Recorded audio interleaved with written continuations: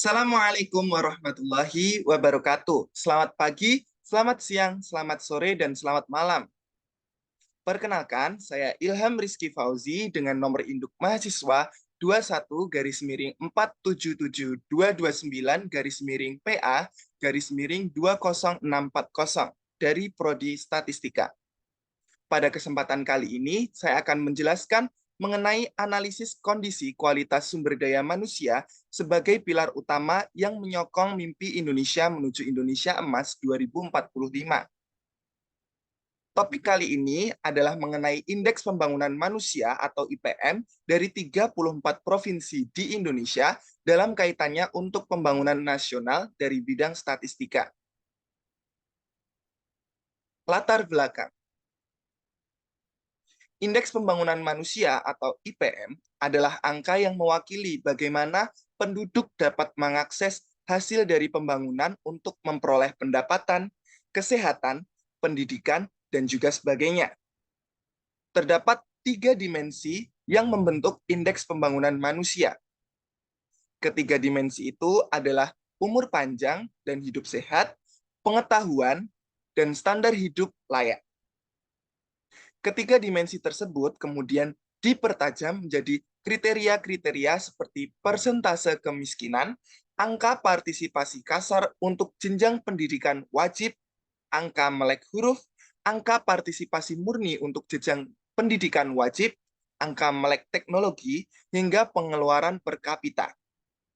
Menurut United Nations Development Program atau UNDP, terdapat 4 kategori indeks pembangunan manusia, yaitu kategori sangat tinggi dengan indeks pembangunan manusia lebih dari 80, kemudian kategori tinggi dengan indeks pembangunan manusia dari angka 70 sampai dengan 80, kemudian kategori sedang dengan indeks pembangunan manusia pada angka 60 sampai 70, dan kategori rendah dengan indeks pembangunan manusia kurang dari 60.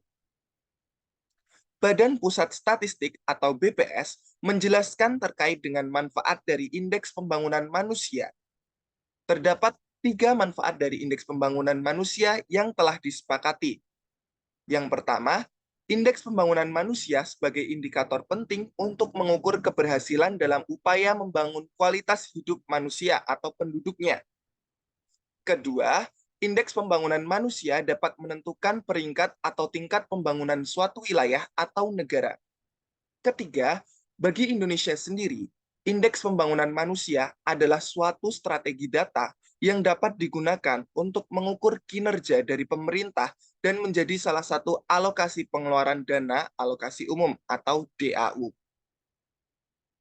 Berdasarkan ketiga manfaat tadi, hal inilah yang membuat Indeks Pembangunan Manusia atau IPM dipilih menjadi salah satu indikator untuk mencapai visi jangka panjang Indonesia menjadi negara maju dan berdaulat, yaitu Indonesia Emas tahun 2045. Sasaran untuk mencapai Indonesia Emas 2045 adalah pendapatan per kapita setara dengan negara maju, kemudian tingkat kemiskinan menuju 0%, kualitas sumber daya manusia atau SDM yang unggul dan produktif, pemerataan pembangunan antar wilayah dan antar generasi, serta tata kelola pemerintahan yang baik dan bersih. Indeks pembangunan manusia dapat mengelompokkan suatu wilayah menjadi 4 kategori, yaitu sangat tinggi, tinggi, sedang, dan juga rendah. Selain dengan 4 kategori yang telah disebutkan tadi, suatu wilayah dapat dikelompokkan dengan menggunakan metode lain.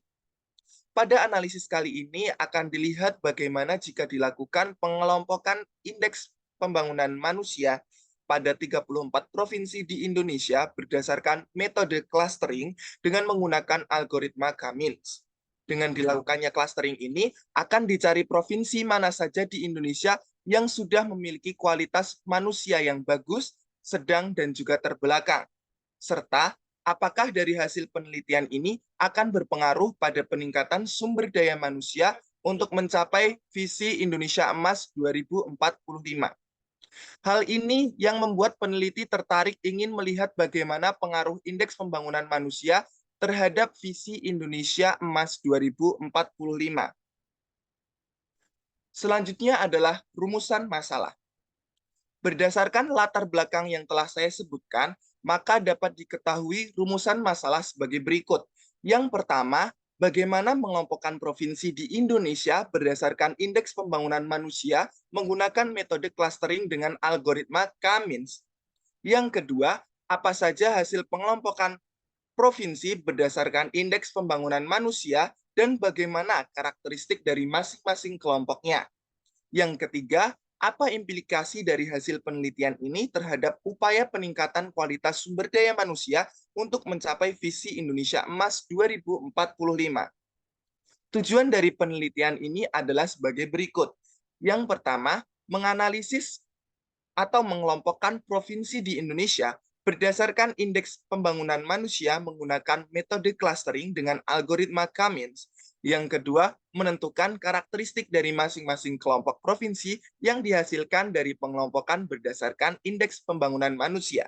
Yang ketiga, memberikan masukan, astagfirullah, maaf, memberikan masukan kepada pemerintah dan pemangku kepentingan lainnya dalam upaya meningkatkan kualitas sumber daya manusia untuk mencapai visi Indonesia Emas 2045.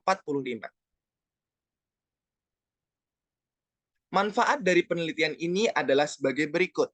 Yang pertama, menyediakan informasi yang berguna bagi pemerintah dalam perumusan kebijakan yang bertujuan untuk meningkatkan kualitas sumber daya manusia pada provinsi-provinsi di Indonesia.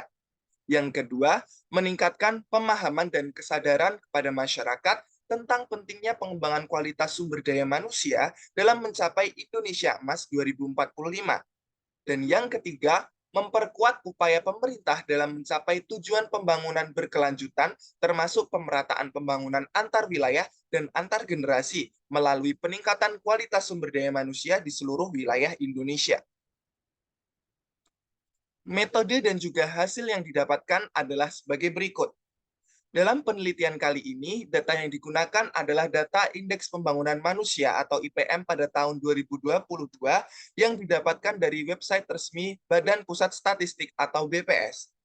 Kemudian, metode yang digunakan adalah metode K-means clustering untuk mengelompokkan 34 provinsi dalam Indonesia yang masuk dalam kategori klaster 0, 1, atau 2 dan diperoleh hasil sebagai berikut.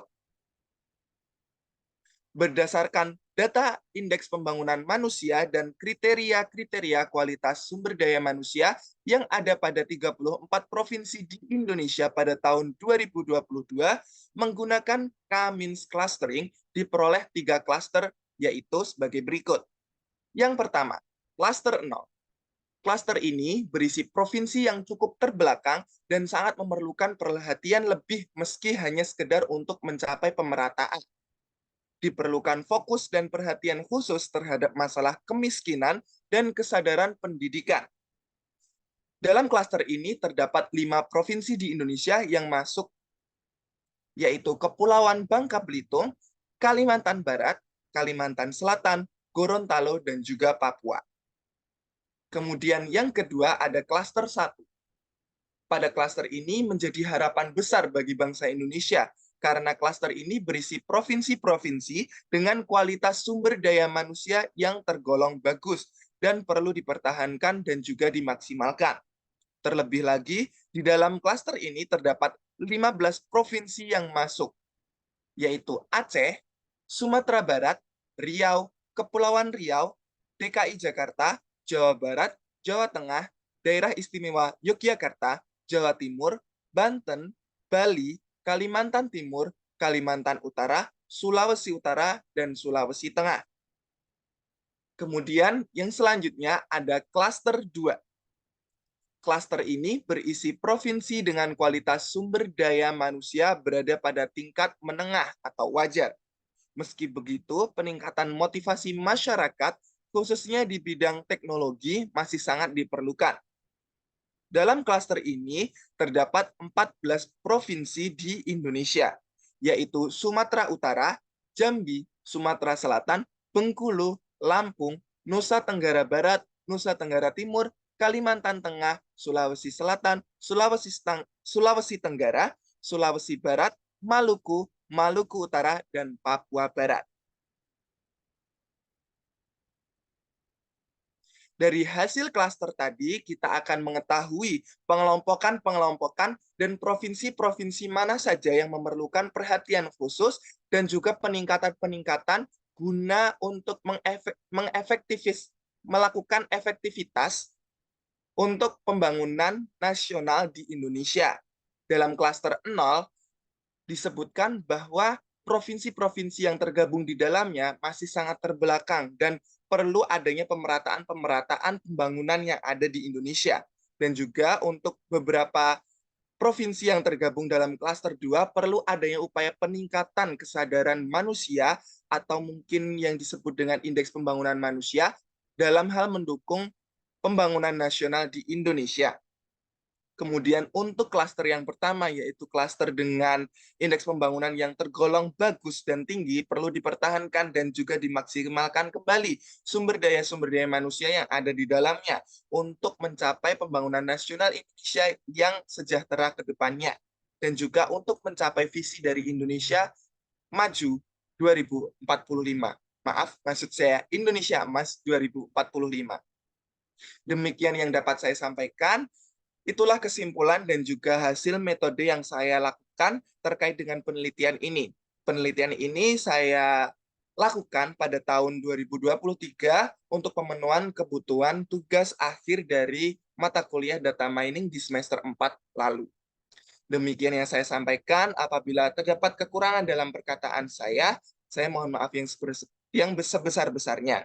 Saya tutup dan saya akhiri. Sekian, terima kasih untuk semuanya. Wassalamualaikum warahmatullahi wabarakatuh. Sampai jumpa.